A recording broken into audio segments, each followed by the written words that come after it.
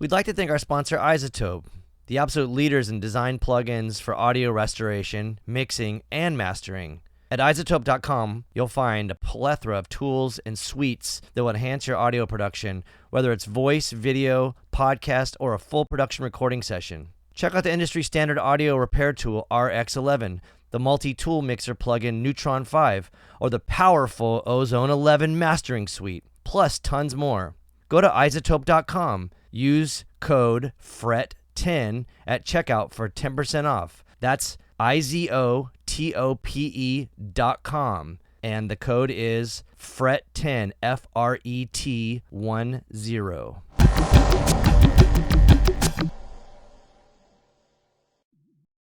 DistroKid now also has a motherfucking app.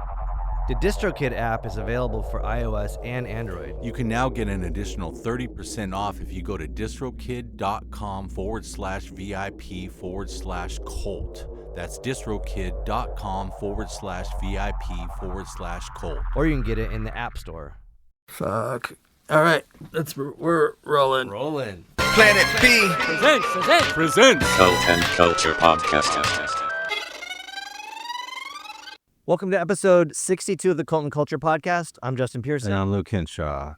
Okay, this episode features a longtime friend of mine, Jimmy LaValle, who has been in a shitload of bands and also a shitload of bands that I've also been in. So it was interesting to dive into all the stuff related to, I guess, those specific bands, but also his new stuff or his current stuff, mainly his stuff album Leave. He also touched upon Film score stuff, some of the stuff that his wife is doing. She's a director. It was a pretty insane conversation, and to be honest, like I was a little nervous in the sense that I was like, where do we even go with this? Because there are so many things to cover, and we did cover quite a bit. And he's just an awesome dude, and I think that it was I had a great time talking to him. It really was like really cool to kind of experience the different facets of his life, the different levels of the layers to the onion or whatever that people call it. So yeah, it was awesome. and his show afterwards was dope. Yeah, Album Leaf also too puts on a killer show visually, and I think we dive into that too, talk about the like aesthetic stuff that kind of goes into, I don't know, different forms of art. So yeah. What are you holding there? So this here is the Cult and Culture podcast compilation that is officially out now. So there's a lot to this. We have some of our bands and a bunch of our friends on this. And it's done in conjunction with Smash Plastic Record Pressing in Chicago, who's one of our sponsors. They do like hand-poured vinyl. So they did, this one is like this pretty killer red color. And features Paul Rantler's art. Andy did the layout. Yeah, Andy Wallace did the layout. So this is like all Cult and Culture, everything, everybody. Get it. You can pick it up on 31G's Bandcamp or through 31G's web store. And as of time of this airing, we've also teamed up with Fuzz Coffee and Records.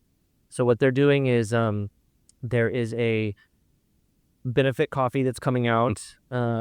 It's called No Ice Needed, and the portion of the proceeds go to Border Angels here in Southern California, who help with immigration rights, with some of the legal battles, also with refugees as well.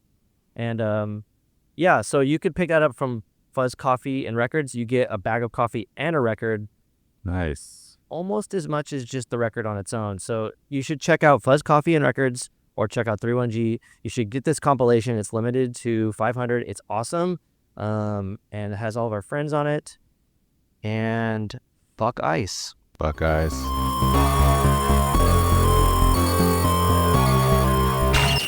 I am Jimmy LaValle. I guess producer, artist, composer, musician, multi-instrumentalist. I guess I failed that one.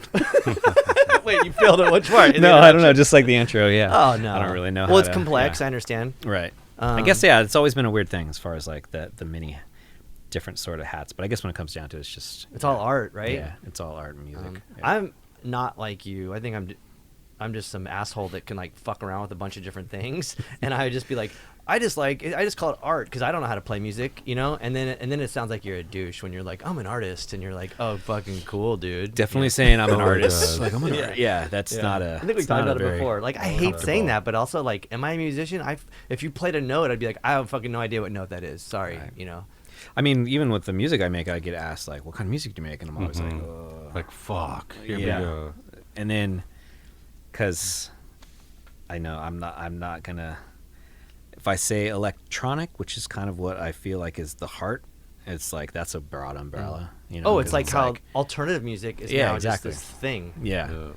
So Or any genre sucks, really, you know. Like, I mean, you're it's just limiting yourself. Like, Right. I fucking hate that question. I always, like, for me, and we talk about this every now and then, I just say annoying, and it works out great because people Right. are like, what the fuck, and it is pretty annoying, and that's great. But you wouldn't be able to do that. But what? Yeah, I don't know what you would say. Like, I'm assuming you're talking about like album leaf stuff. So, Yeah. like, I mean, it Yeah, is yeah. electronic synth based. Right.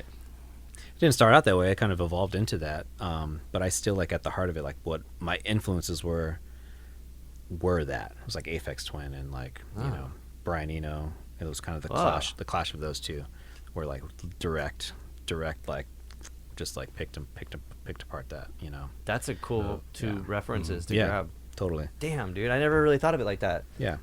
Okay, so I want to go back a little bit to the start of things. I don't know how we got on track with each other, but we did, and I'm grateful for that. But it's kind of crazy because, you know, I love you. I think I consider you my brother. we like did the stuff, and we were like, you know, doing things that we loved and together. And I would watch you kind of like go from.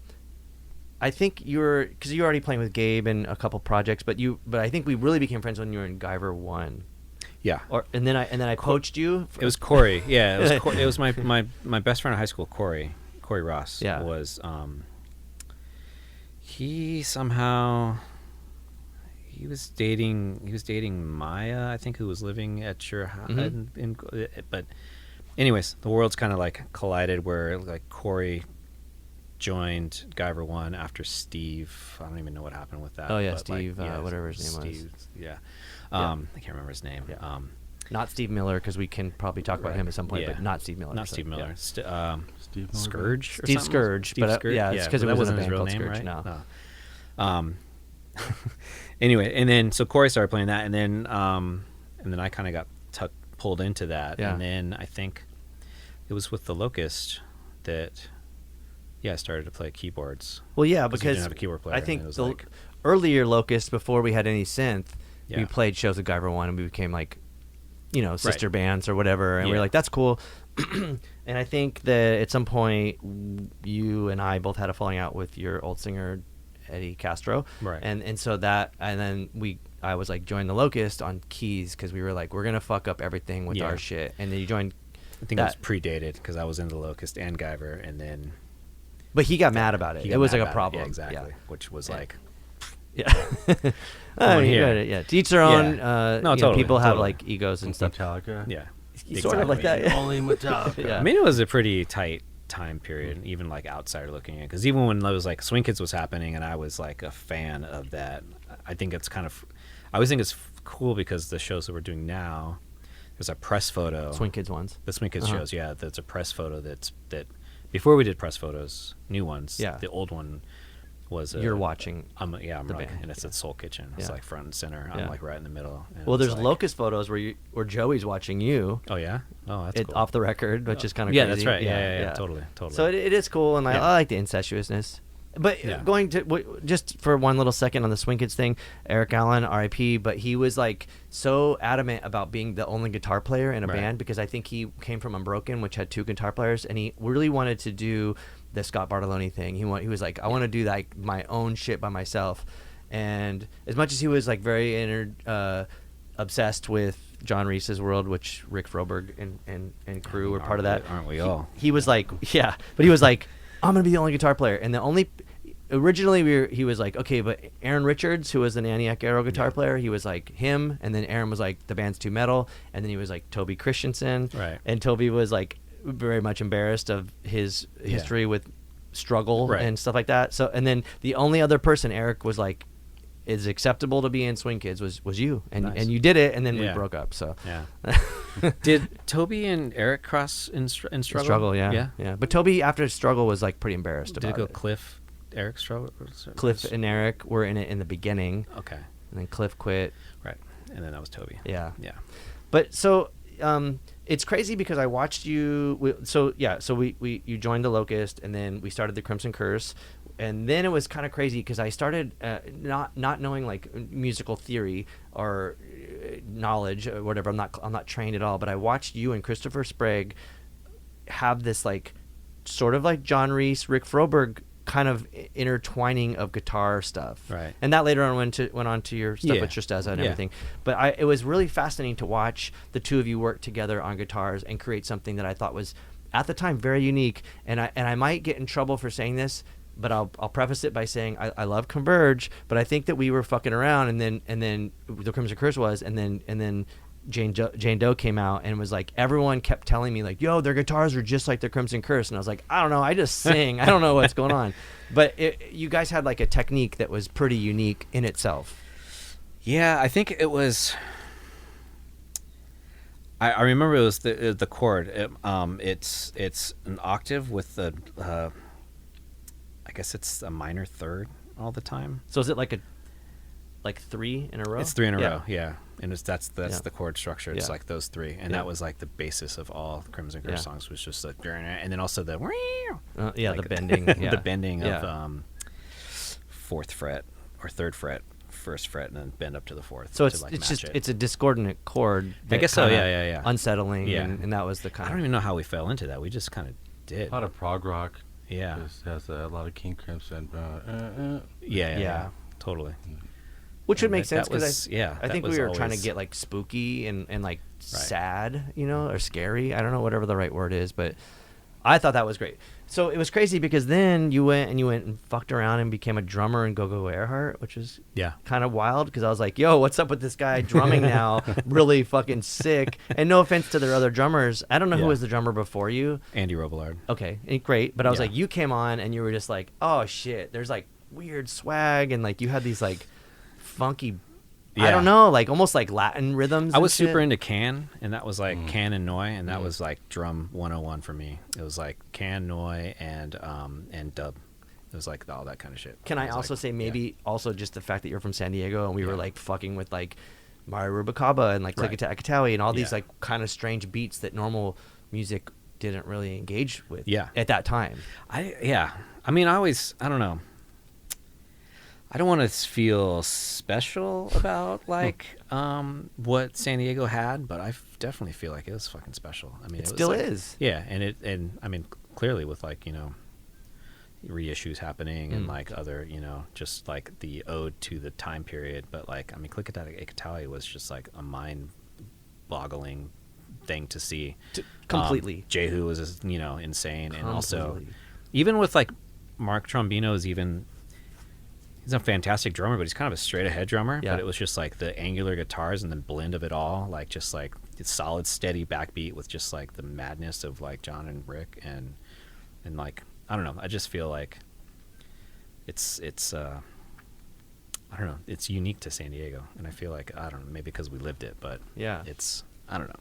Whenever I try to like explain where I came from, like San Diego hardcore is like typically kind of what it is, but it's like what's hardcore? Like that's the same kind of thing if you say like electronic, because it's an umbrella that like it's like is it hardcore? It's a punk. It's not like it's punk. I mean, we were definitely punk in mind, but Yeah. like it's not like we were the Sex Pistols, and it's not like we were,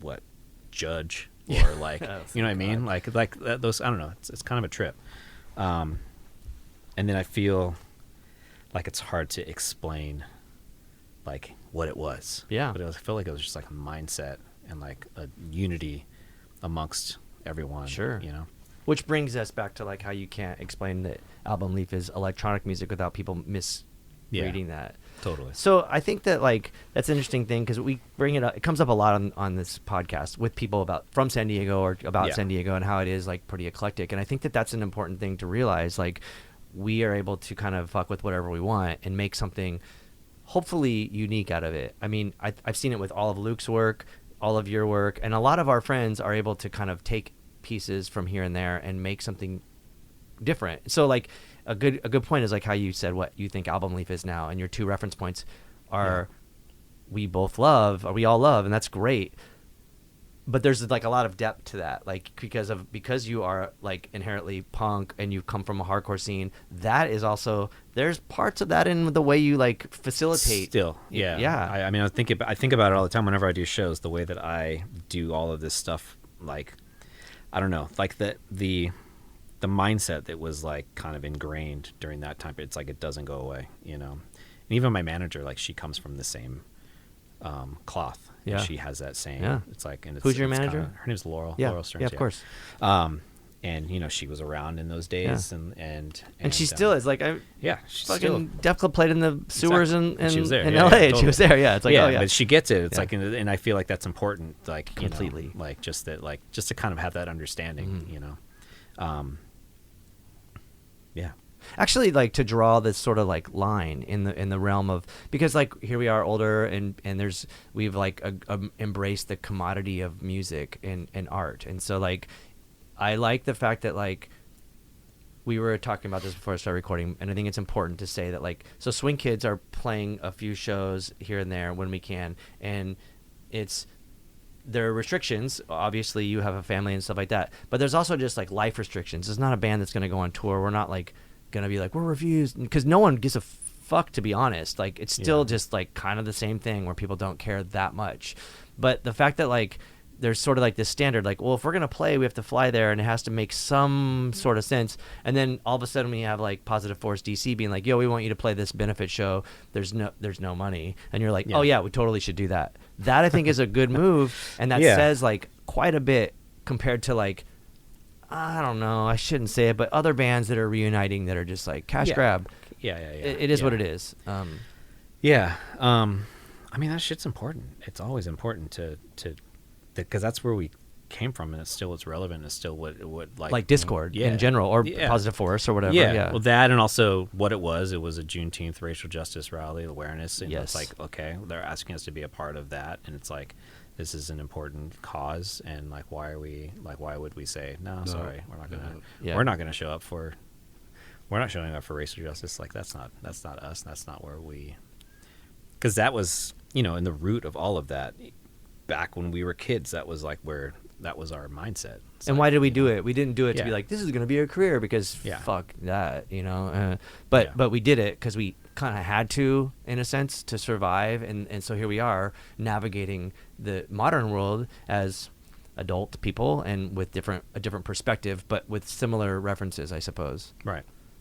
Do you think that carries over into Album Leaf shit right now? It does. It shows up in ways of like, I don't know. For example, I don't know. Politically, I don't get offered things like that, but on my, you know, Instagram channel, I'm very, you know, I'm not shy to speak, you know, my views, or what I, you know, and things that are, you know, inherently important culturally and happening in the time.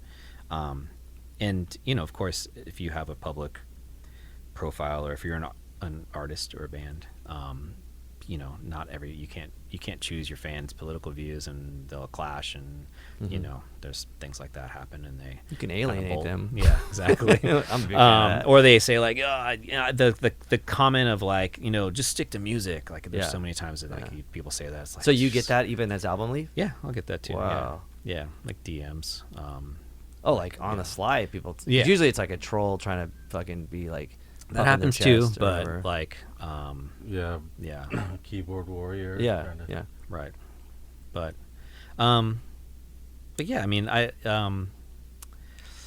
if ever I'm offered something like that, I definitely would, like, you know, highly consider, of course, or say yes, or, you know, figure out how to make it happen. I mean, those things are important. It's always important. It's important to be on the right side of history. Of course. You know. which luckily we've all been on that side so far.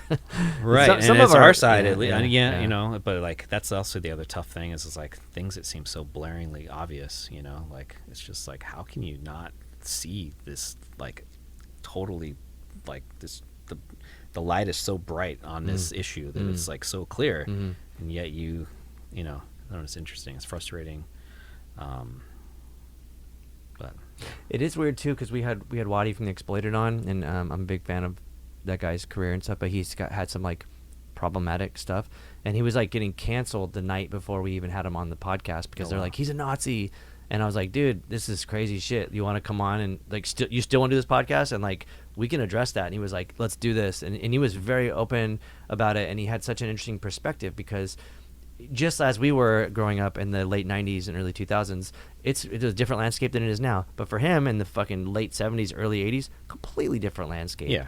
So he was like, you know, he definitely denounced stuff and made it. I think he like made it clear where he stands on things, and I back that. I think that guy's sick, and I appreciate him like not shying away from it. You know, I think it's cool when people familiar can with what it was, but I mean, but, you know, people were just saying he was a Nazi. I mean, the people associated some of the, because it's like he came from the era when you'd see like Sid Vicious wearing a swastika T-shirt, you know, and like, was Sid a Nazi? I don't think so. You know, I mean, Susie Sue wasn't. You know, she wore that shit.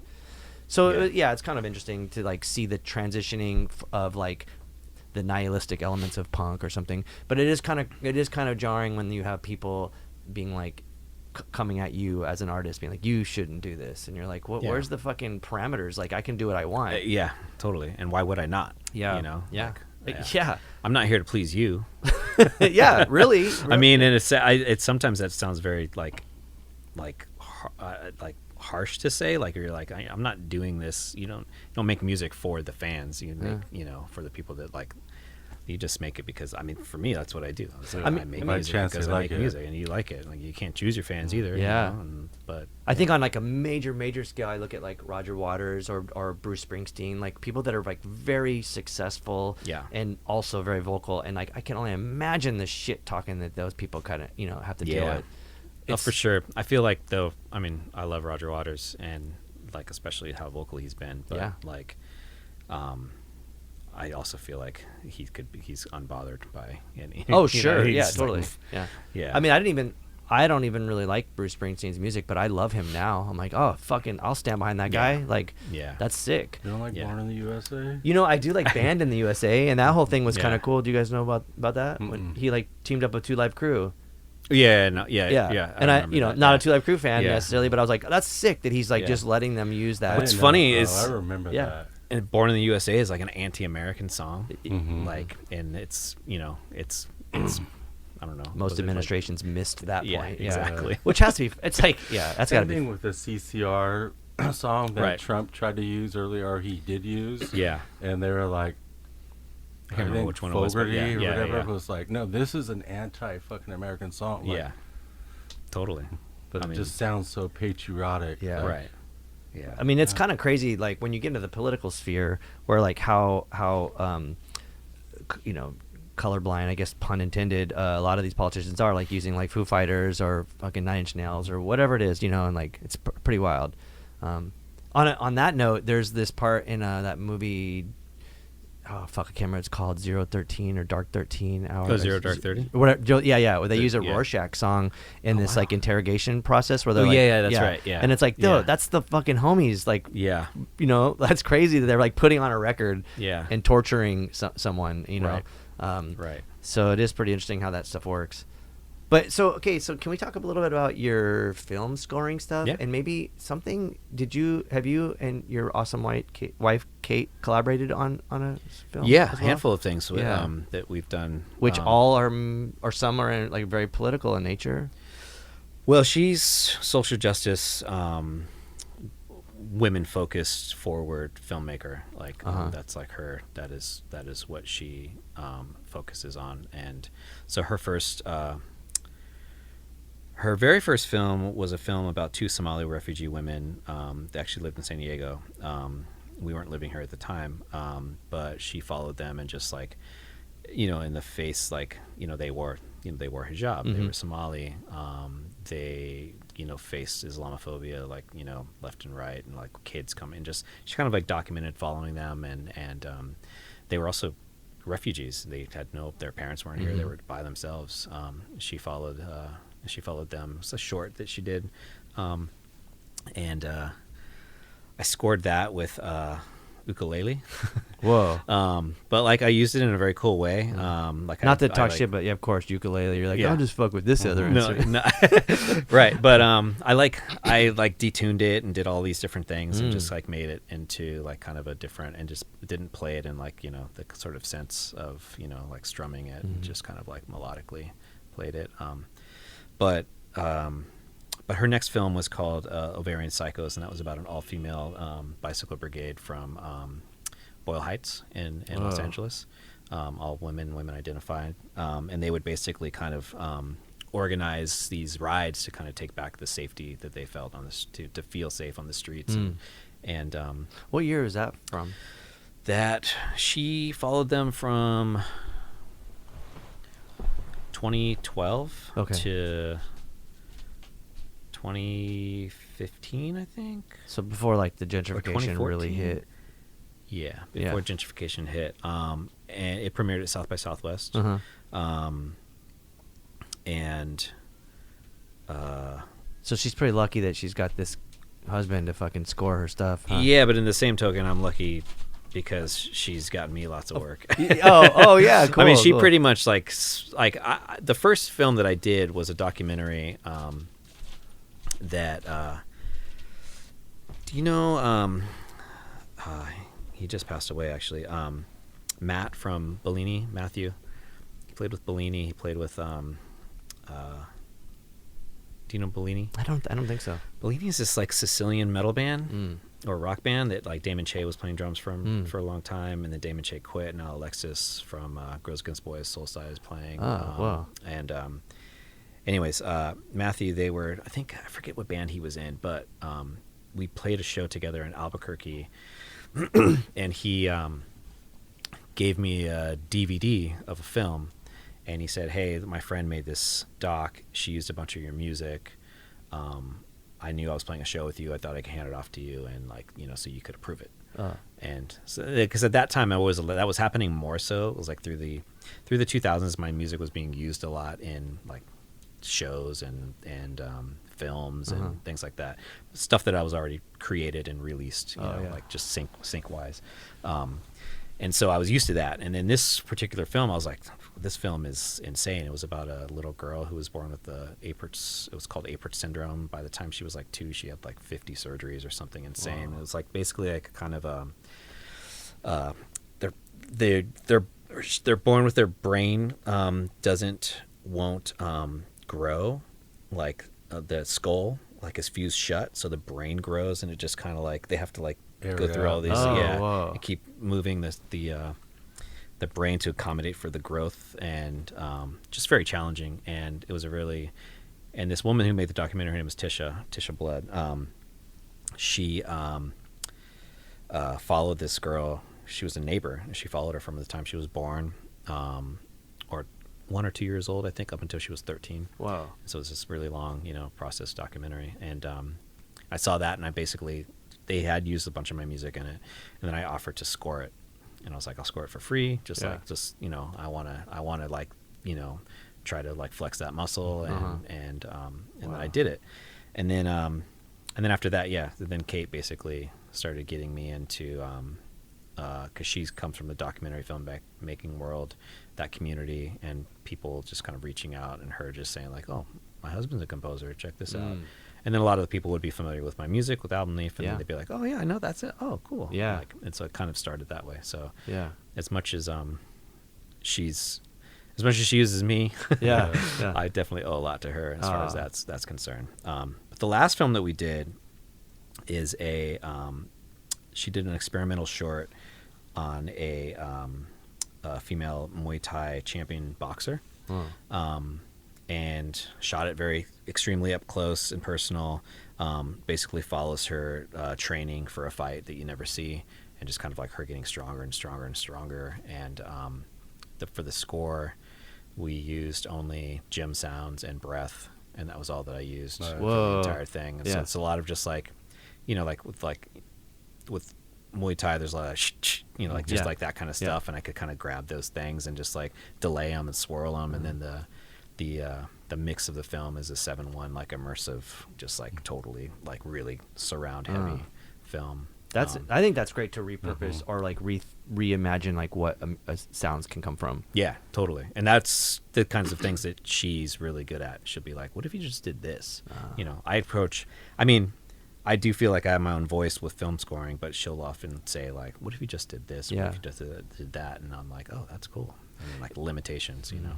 As much as I want to be like, oh, I think San Diego created this like platform where we can just do whatever the fuck we want because we had to. But I think it is like how you even referenced like Brian Eno and I mean, yeah, an Apex Twin, but even before that, you know, like Can, like where you're just like, what are these sounds that are happening right now? And they're kind of like unrecognizable, but there's musical rhythm and harmony involved in these things. Because that's another thing too that I think is special about San Diego, but in a broader sense of like true, I don't know, like artistic creative ability is to like think outside of a box and go like, oh, we can find a sound that's insane that like works in some sort of musical context where like normal people would be like, oh, that chord's not right, no, you know, and you're like, well, that sucks. You're not even going to experiment with it or try it or see what happens. That was the Christopher and I blend. That was kind of what really happened. Whereas like I came from the kind of the camp of like, this is correct. Like that's what you're supposed to do. This is melodically correct. This is rhythmically correct. And Christopher's ear would have melodies or like things to do, but it would be like some weird like, you know, this phrase is 4 and the next is 7 and the next is 5 and the next is this, and it was just like. And Are you referencing like Tristeza right here? Tristeza stuff, yeah. And then also, I mean, Crimson Curse too, to an extent. I mean, even though it was like not as Crimson Curse was actually pretty melodic, like, but not as complex. Not as complex, yeah. Because I remember seeing like Tristeza and be like, what the fuck, you know? Because like I'm not like I'm gonna enjoy this. I'm like trying to study it. I'm like, this is crazy. These two guitar sounds. But it worked, you know. But it was crazy. And that was a lot of what we did. It was like he'd have something, and then you know I'd write some part, he'd write something over it, and then he'd write something, and I would kind of like write something that kind of corrected it in a way, and then it worked vice versa on both ways, you know. Like I would approach things and that actually pushed me to kind of like get outside of my box and be like, no, okay, I'm gonna have to let that like weird like 4.5 bar thing rather than, you know, like why is there an extra half bar? You know, like it's cool, I'll just let it go, it's fine, you know. In film scoring though, one, you're trying to please the director, obviously, and two, like you can go, like you said, go outside of the box, but then you might be changing the whole mood of whatever the scene is. So you stay in the box, but if you have an idea, like if you can impress the director with your own idea, then it's like golden. You're like, fuck, I changed the whole mood of this scene. Yeah, and then I mean, narrative films are a little bit easier. I'm lucky with the directors that I've worked with, because the directors that I worked with have like basically have come to me to work with me, and they're like for what I'm gonna do or what I'm like, they trust me to kind of create a world. In documentary, it's very touchy to like. You really don't want to push a scene musically. Like you don't want to like tilt it this way or tilt it that way. You try to be like support the person, the story that they're saying, and not sway it in either direction. And it's kind of a tricky thing, you know. And maybe an obvious statement is when there's dialogue where someone's like talking in a documentary, you don't want to be like, put a solo. Or like, you know, when there's just like a B-roll or like a scene where there's no dialogue, then that's where you fucking hone in on emotion. Yeah. So it's got to be tricky to try to find something that just sits underneath the words. Yeah. A lot of drones. Drones? Drugs? Yeah, drones. And drugs. A lot of a lot of that kind of stuff. A lot of atmospheric stuff, which I enjoy creating. So yeah. Which seems like a pretty prominent part of at least Album Leaf, but I think it's been there. Yeah. I mean, I've always been really atmospheric. Like even I mean even Crimson Curse, I was wanting to throw keyboard drones over everything and have like feedback drones. It's essentially the same thing. Yeah. It's just that the context of the music is different, but it's the same idea. It's just like filling the space. With some sort of. I think we just like Psycho 75 was just like tape down F sharp. Yeah. And just let it go. Tape and, like, down replay the it. note. Yeah. Which I think maybe at the time we were referencing like kind of some silly punk stuff like Misfits, but they also had that too. Like there was like on some of those Misfits songs, there's just feedback. There's a whole track of feedback, and you're like, oh, that tone makes it just eerier. And so I think that's cool. Which is also weird too, because you think about like the Misfits stuff, like 80 whatever, and I don't really equate that music as being like so innovative, but that is an innovative element to something that I think maybe in punk sense gets overlooked. Like I bet you there's I don't know what the percentage is, like 80-20, where like 80% of the listeners of Misfits have no fucking clue that there's like a guitar track of feedback, Right. I think that's interesting to kind of find too, and to add that to something that's like maybe not that like when you were in the Locust it was like, I don't want to like criticize that band necessarily, but like the music was like pretty absurd, and there was parts where you were like playing synth trying to follow a complete a fast riff, and then there would be like the blast beat where it's just like, oh, you just hear the thing and it's like LFO and on the blast beat where it's just like totally. everyone doing bullshit, and then but the obviously the point is make it jarring and then pull out, and then there's the riff and the hook or whatever. And so I think that's cool. I didn't even realize we were doing that until like I was like, oh shit, blast, and you just do the thing that's like because you're not gonna play all those fucking notes. Totally. That helped me write bass lines in Locust later on when like the shit was super complicated. I'm like, oh, I'll find some sort of root note and do the drone or like only hit like every whatever note. Right. I always felt like you guys were it was intentional that what was going on in the blast section. At least Bobby. I don't know. I would like when you were in the band. Yeah, it was like it looked like. Oh, it was intentional. Yeah, I mean it was like the notes were. It looked like close. This is the note. Yeah. This is the rhythm. It goes like that. And like that's it felt like it was. Oh, we went back and tried to remix some of that stuff. Or like everyone's playing the wrong thing. What the fuck? We tried. Yeah. No, totally. But yeah, it's interesting to like that your palette would be like, oh yeah, let's just fucking add this noise thing to make it even more fucked. It was a realistic Moog.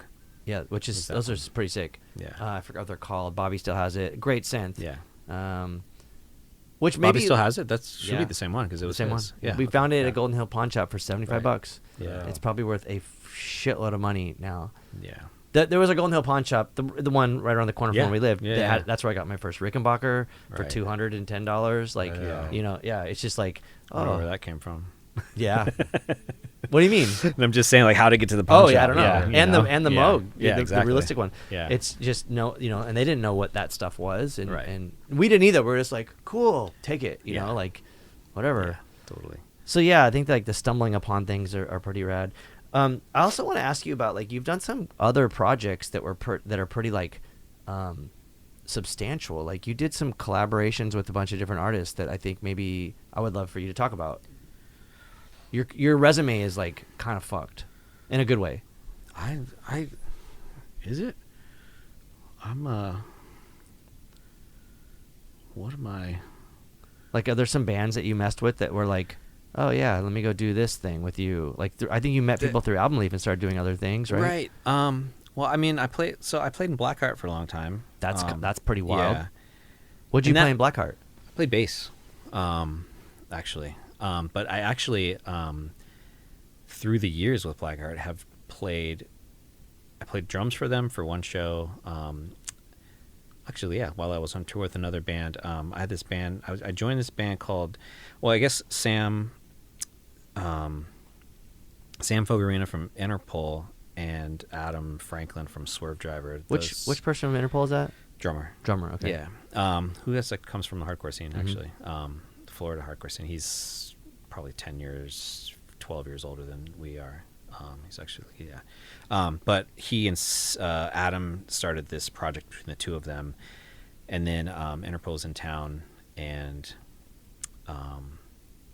I ran into Sam I'd met Adam in Europe. He was playing guitar for this band called Sophia. And admittedly, I wasn't a Swerve Driver fan, but not because I didn't like them, just because it kind of missed the time period. Like I was into like, I think the same time period was like Ride and stuff like that. It was like 97 or 98 stuff that Unbroken got into that we didn't exactly. care about. Right. It was definitely that time period. I felt like all of a sudden it was like the Oasis time period when like everybody started getting into Ride and like, you know, like digging deeper. Anyways, but I had met Adam and he's awesome. He's a sweetheart.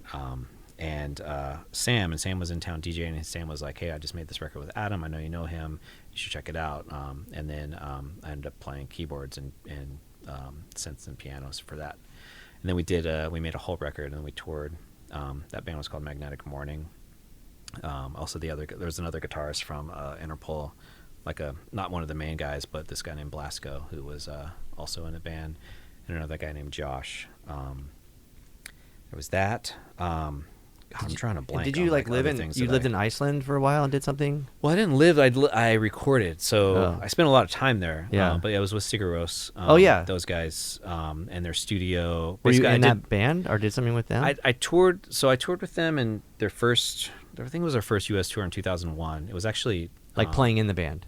No, Album Leaf was opening. Okay, and it was actually right after 9/11. We played.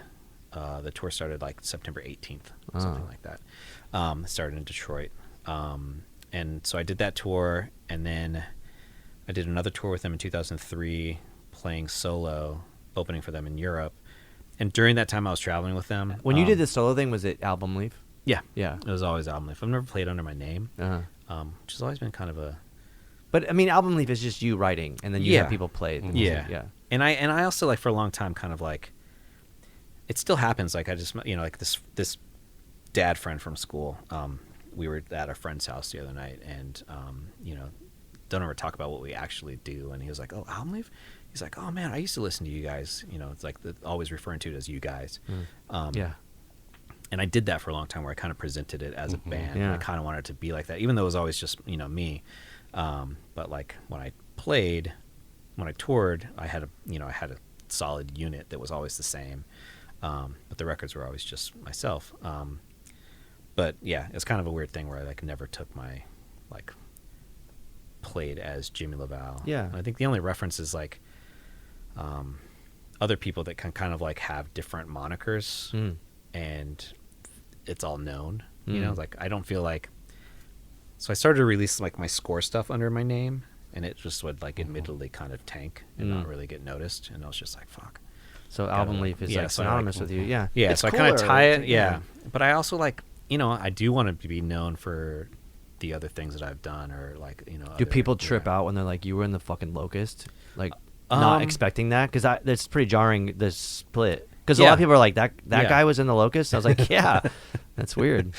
Yeah, I mean, yeah, there's sometimes that they're like, whoa, and I'll show my lip tat. Yeah, I was like, got this in a basement in Ogden, Utah. I was 18. Yeah. But yeah, there was but for the Sigur Rós thing, it was like, and then in 2003 I toured Europe solo. Throughout that tour, they started to back me on certain songs, and I only played like 30 minutes, I think, before their set. But like Ori, the drummer, would come out and play drums. Kjartan would come and play like piano on some songs, and Maria, who's Kjartan's wife, and also was their string section was called Amina back then, and she would come out and play violin, and so it kind of turned into this little like, you know, band. And then when I got back to the States, I took my band, and then it kind of created like this bigger, like I had like sometimes 7 people on stage playing, because they would all still join and stuff like that. But also during that time, I would join them. I'd played piano for them on a couple songs and guitar on a couple songs, and I would just come out and like do a little guest thing and then leave. And then come back and play that stuff. But yeah, I mean, it was I don't know. And then when they were like in town, I would just like come and hang out and just to see them, and then I would also do the same thing, and if they were playing those songs, I would just come out. Oh, yeah. for the songs. I mean, I think That's that's mostly because pretty Kirtan special. had this guitar part that he really wanted to play, and like he's like, I can't do it. Otherwise, there would be like a sample or something, or what? No, it just would not be. Oh, there. wouldn't happen. And so he would just play the piano. He'd be stuck on the piano. He's Yeah. like, if you can play that piano part, I can do my rad guitar thing. Oh, cool. And then yeah. I see it every now and then. Like I think there was like there's like the Nick Reinhardt pinback kind of thing where he's like they're both hooking each other up, and I think it's cool. It makes it like more. I like how it like blurs the line of like opening act and support, or support act and headliner. It just makes it a cool performance with everybody. And I think people get like people, because everyone deserves credit. I think it's important. Absolutely. Yeah. That's cool. But I don't know other things. I mean, I don't know. You've done. I don't know what else I've done. Yeah. Which I guess is nice. I mean, yeah. I don't know. Yeah. I mean, I wish we did more Swing Kid stuff because it was pretty limited. But I think that. Yeah, but I also don't feel like the progression of Swing Kids was my story to tell. Also, of course. You know what I mean? So was not your story to tell. Wasn't. Yeah. Yeah. I mean, Fake Teeth is cool, and Yeah. I felt like that's. But to do like a whole nother thing, It's weird. It sounds weird. Yeah. Yeah, and I wonder like if people can recreate a thing, even like when we were kind of talking about Crimson Curse stuff, I like we were fucked up, and we're probably fucked up differently, and could we do it? I mean, I don't know. It's interesting, but I would rather like, because I think people kind of ruin their legacy, like the cool bands like always had some reason why they're never going to play again, and then the ones that can keep going and still be substantial are very few. Yeah. I mean, I'm loving doing the Swing Kids shows, and that's why I'm also like kind of wanting to keep it special. Yeah, and there's no expectation. We're not going to play more. Yeah, we're not going to write new music. It's just that's what it is. Yeah. Unfortunately, and going back to the political thing, is it's like, it's like really depressing that it's very relevant. Like, I know. With like. Mainly with, because it keeps coming back when the first Swing Kid 7 came out was when Prop 187 was introduced, which is Pete Wilson's anti-immigration stuff, and it's like it's I don't know if it's worse now, like what is happening. I mean, it seems like it is, but like back then people weren't able to document everything, so there's that. Exactly. That's kind of, I always have that thought of like, has it always been this fucked? And like the answer is always yes, but it's so in our face, you know, like to watch the shit that's going on, and to watch the ICE shit and like people, dying and just like everything that we're seeing, has it always been there and we haven't been able to see it? Like I was thinking there was a quick, and I didn't follow it up, but there was a quick headline that popped up that said that there was a shooting on the border yesterday. I think it was yesterday or the day before. Like an immigration shooting at the border, and then I don't know what happened with it, and it just said the victim was in critical condition. But then it made me think. I'm like, but I wonder if like that shit happens all the time. Mm-hmm. We don't even hear about it. Like, I mean, how many people like are getting just like you're in the desert or whatever. Oh and yeah, like, nobody's around. You just and like how are you not hearing it? And so I wonder if it's that similarly like that sort of mentality of, we're not seeing everything, and now we are seeing everything. Stuff, It's like the reality of it, like that whole whatever existential question, like if a tree falls in the woods and no one's around to hear it, it's like, if a cell phone isn't around to catch it, did it really happen? I think that shit changed. That's also what's insane is like with Israel and Palestine, it's like that it's so obvious what is happening, and yet still Israel denying it, or the Israeli government is denying it. It's like, this is, how can you, and then they like try to feed like, oh, it's fake, or it's this or that, or like whatever. Well, there is a thing with the current administration where it's like their whole, like Steve Bannon said it, like for the first Trump administration was like the point was to like hit everybody every day with 3 major things, and media can only grab onto one at a time, and so things get like we're not talking about Epstein files again, oh, we're dealing with fucking Greenland bullshit or ICE now, whatever. But I do think about stuff like when I was 16 and the Rodney King riots happened, like that was pretty substantial for me as like a fucking white kid to be like, oh shit, there's like, that's happening. Right. Cause like the violence that I was accustomed to was like usually Nazi skinheads beating me up or whatever. But like for me to see like the pigs beating up a black man, and then the the ramifications of that socially were just fucking substantial. And then no accountability. Just But that was the right first time off, it was yeah. documented. Like, Right. yo, this happens, and people, Yeah. I think, people that were not of color were like, oh, here's the time to wake up. This Yeah. is happening, and so now it's just like constantly a thing. Yeah. Um, But again, it's like, it's so obvious to us, but it's not obvious to everybody else. You're like, unfortunately, yeah. They see it and they're like, oh, what are these people doing? Why are they doing that? Mhm. They asked for it, like, what?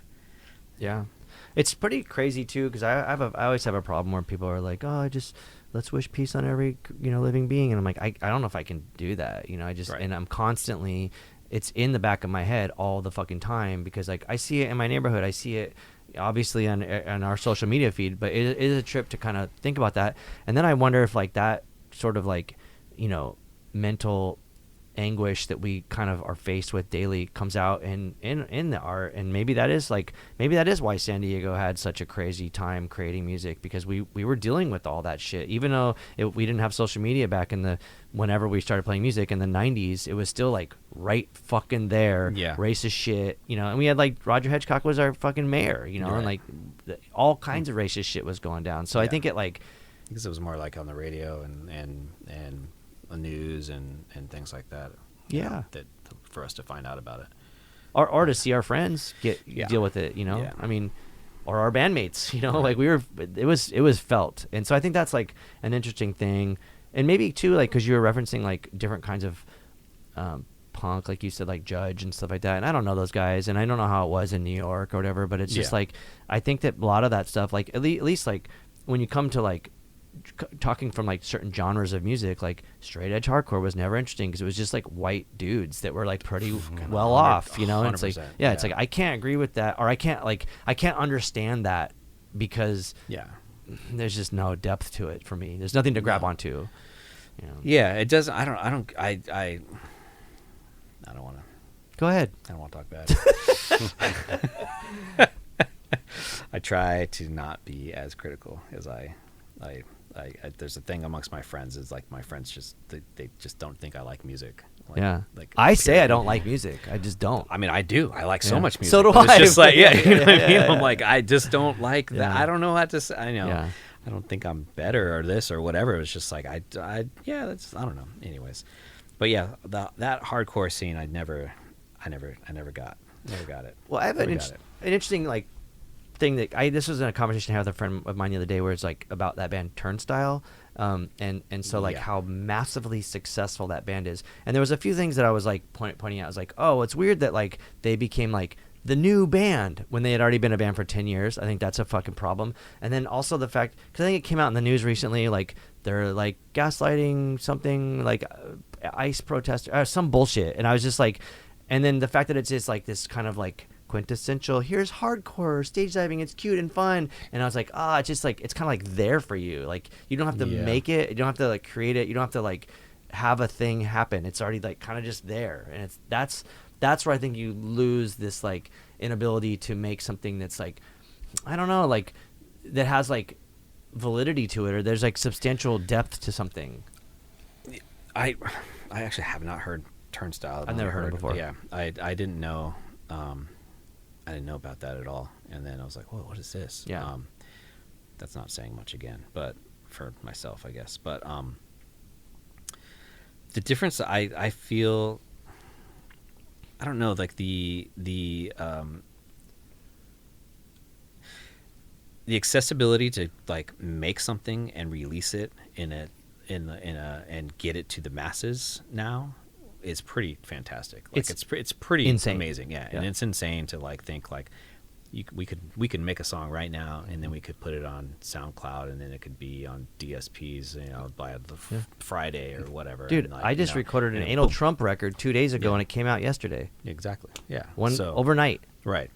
I forget what my train of thought was on this, but like I guess the work, like in the time period that we came from, that we all did, like the 6-week tours, the 7-inch, like you just toured relentlessly on the 7-inch. Yeah. Like these are our 4 songs, Yeah. like whatever it was, and I feel that, I don't know.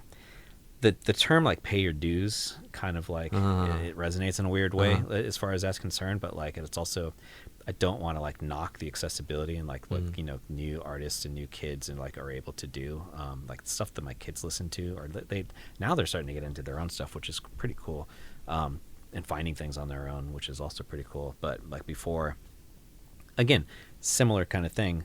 They found these artists on their own, but you know, I wasn't necessarily mad about the music, but it wasn't, you know, my thing. But like there was this one artist specifically that like prolifically like just had like, I don't know, 400 songs, and he's like 22, you know, and he's just like boom, boom, boom, boom, boom, boom, boom, just like shelling it out like so quickly, and then goes on tour and plays at noon because it's kids. And to a sold out like, you know, 1,000 like seat thing, and like, and all he's doing is singing over his track, you know, and putting on a show in his way. But I'm just like, man, it's crazy, you know. And I guess that's paying your dues in some way, but like at the same time, I don't know. Like I feel like part of what made music hit harder in a way was the being able to reference the work that went in to creating it and promoting it and like performing it and thinking about it, I guess.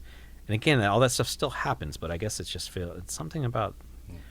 So it makes me sound also like, understanding. I feel like a boomer or something like that. Be like, Understanding. back in our day, you know, it's like it just felt like, you know, I don't know. Yeah. What were you saying? Yeah, Like understanding the music, like understanding certain chords and melodies, and nowadays it writes itself, and that's true. They don't know what. Yeah. But then there's an art to that. Yeah, you know? There's an art to all of yeah. that. Like it's again, it's like the accessibility is insane, and there's something beautiful about it. But there's also, you know, it's just different, I guess. But like, there was a story. I don't know if it's true or not. I read it this morning, like at 3 a.m. But this guy created a bunch of bands through AI, and had like AI wrote. And then he fucking just had millions of fucking bots just constantly streaming. So he put them on all the streaming services. Oh, wow. And they just all day were streaming all of his fucking fake bands. And he made like 10 million. Yeah. I mean, yeah. I don't know. It's... that's been going on for a long time too. It's like the AI created thing. AI created like... I know that like Spotify, they like definitely create their own music in-house, and then, you know, preference those tracks for the playlisting and algorithm. And then like there's multiple like fake artists where like, you know, they have one huge song because it's on this playlist, and then you go to the rest of their catalog and it's all like minus, you know, whatever. It's insane. And I don't know. It kind of reminds me of, in a way, like the kind of like when we were all faced with Napster, and you kind of took a position on it. Like, you know, Metallica obviously famously was like, fuck this, you can't do this, we're not getting paid. And then for me, when that kind of stuff happened, I'd be like, oh, this is rad because everybody's has access to it. And, you know, worst thing that's going to happen really is they're going to become a fan, and they're gonna come to your show, and they're gonna buy a ticket, and then they're gonna buy a T-shirt, or they're gonna buy this or whatever, and so you just like you gained something from it. And I don't know what that has to do with AI created generated music, but like Metallica already had a fan base. Yeah. So that's why they're fucking crying about it. It is like, what's funny is like all the famous art, all the big giant artists are the ones that are like going to bat against these companies, which is, I mean, it's the Napster thing I think might have been different, especially when there's Metallica, because there's like, they're fucking millionaires like crying about this thing where it's like, oh, what about all the poor bands? They should be the ones that are like you know, we were like, oh, we can get our stuff out there to everybody. But that I think was maybe the start of a platform that we have now, which is like inaccessible for people to make money. But I think that like going out to like going back to the thing where you said about like touring and like just being like a singer with a backing track and stuff is interesting, and I've seen it a lot, and it's a bit jarring for me, because for me I'm always like, where's the drummer? There needs to be a fucking drummer here, you know, unless it's like hip hop or something. I want to see like a band. I need to see something happening. I want to see players. I think that makes it different for like a live experience with energy. And then, but like, you know, we would go on tour. I remember like when Locust, Jenny Pickle went on tour, there wasn't enough room, so we left our spare tire and we got a fucking flat tire an hour and a half 30 out of San minutes Diego. away. Yeah, and it's just like, dude. But like, those are like kind of these weird lessons where like when we have, I use success in air quotes, success. Well, I don't know, we make it to the show and we play to 30 people and we sell 10 7-inches. Right. Like, we appreciate that. We're like these other artists that are playing to 1,000 people at noon, and there's they're just them with a microphone and a backing track.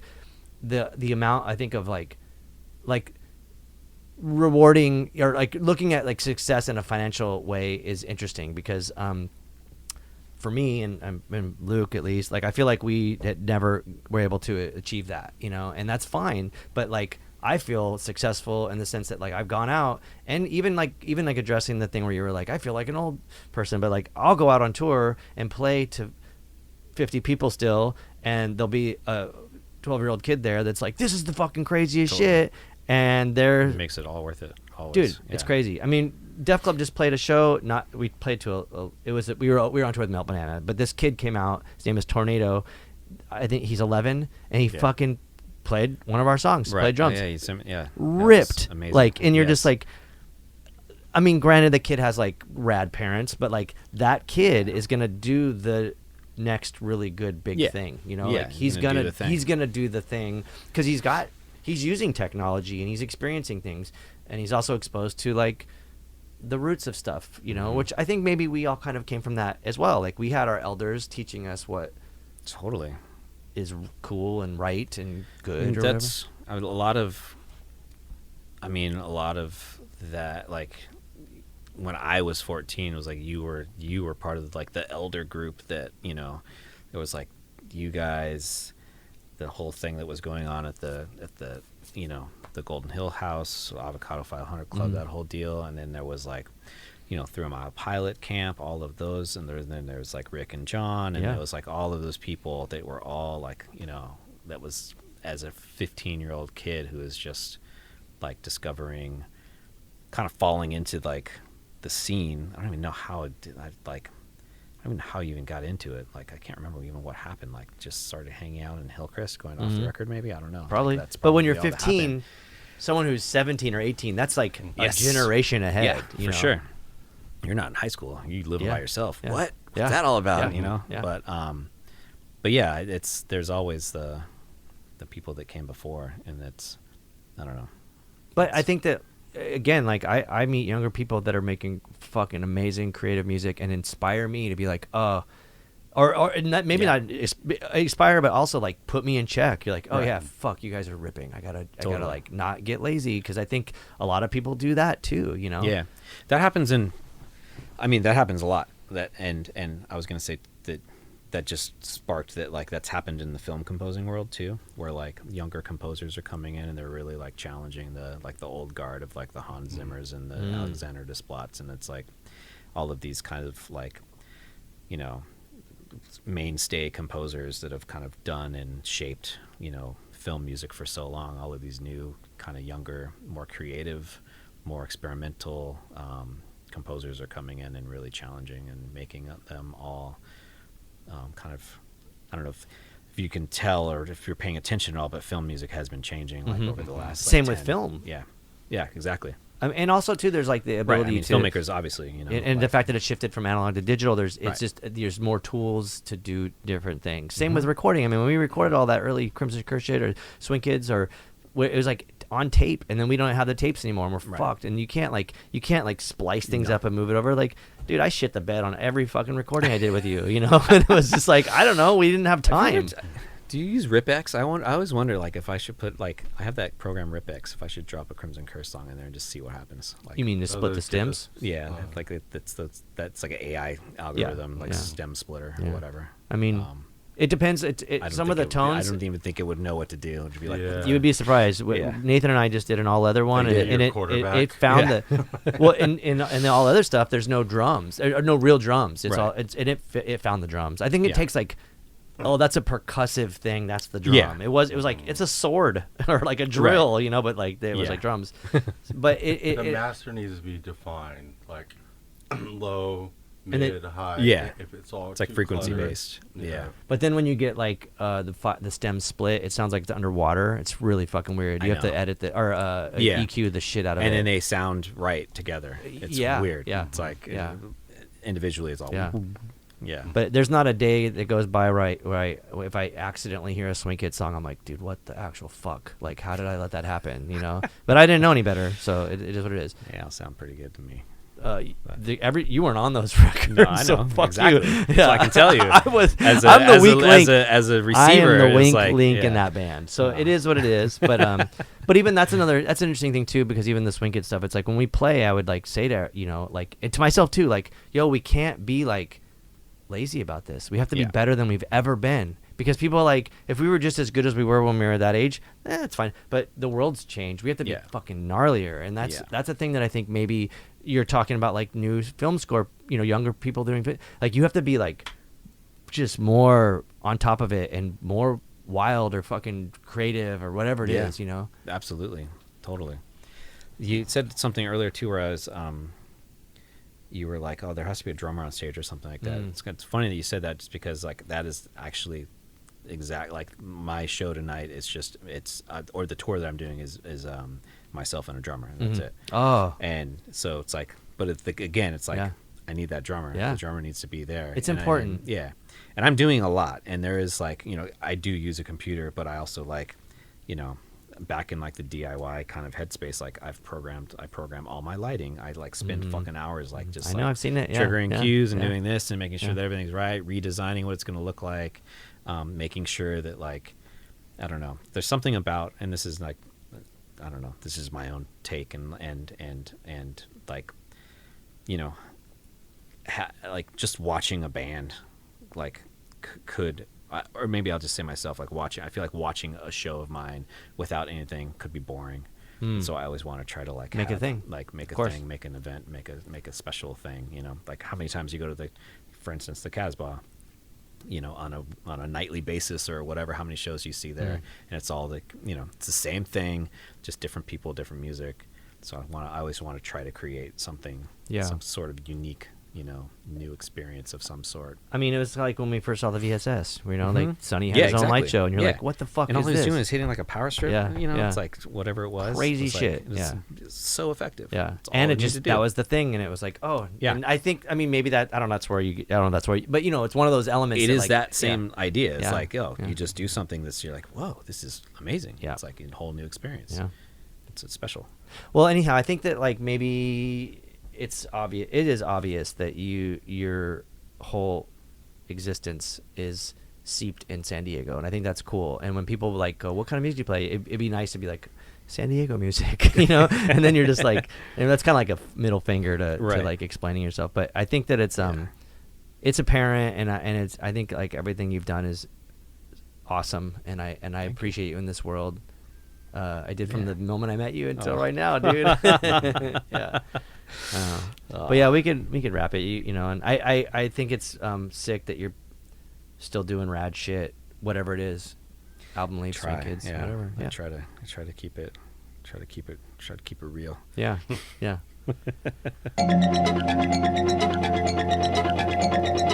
There you have it, episode 62 of the Cult and Culture Podcast.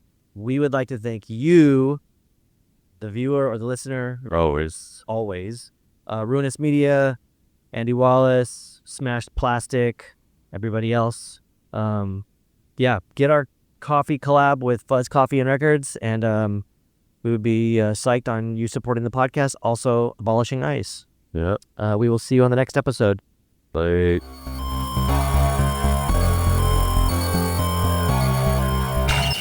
Cult and Culture is a Ruinous Media podcast proudly sponsored by Earthquaker Devices, Heartwork Coffee, Diodario, Kindred, Smashed Plastic Record Pressing, and San Diego Food Shed. Planet B.